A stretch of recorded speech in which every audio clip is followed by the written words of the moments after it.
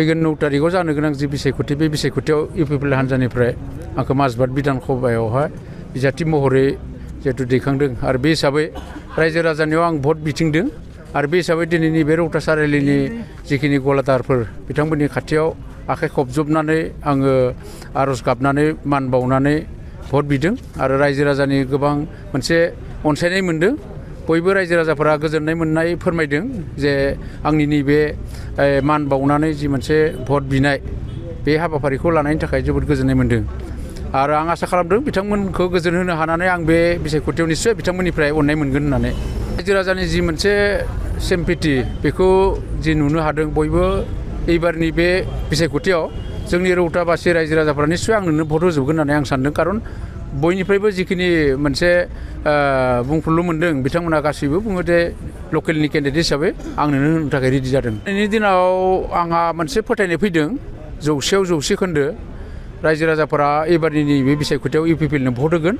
आंनो भट होगोन आरो बे हिसाबैनो खामानि मावनायाव आं मोनसे थुलुंगानाय मोन्दों खारन रायजो राजाफोरनि जिखिनि माने अननाय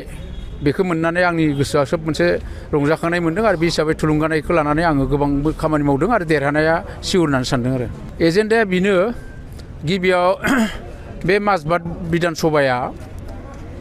बिपिएफ हान्जाया थांनाय 20 बोसोर माने दखलाव लाखिबाय नाथाय माजबाद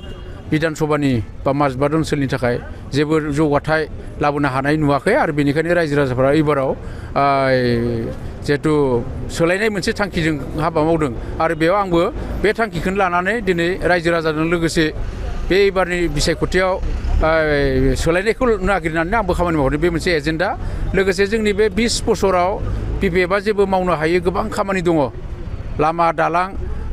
स्कुल कलेज समाजनि गोबां फसंथान जेबो मोनसे खामानि मावनो हायाखै बेनिखायनो एबारनि एजेन्डाया बे थांखिखौ लानानैनो आं खामानि मावगासिनो दङ बेथ' बिसायख'थियाव बेबायदिया जाखायो जोंनिल' नङा बे पलिटिकेल पार्टियाव बिसायख'थि मोखाङाव सोरबा सोरखौबा मोजां मोनना सोलाय सोल'आ जाखायो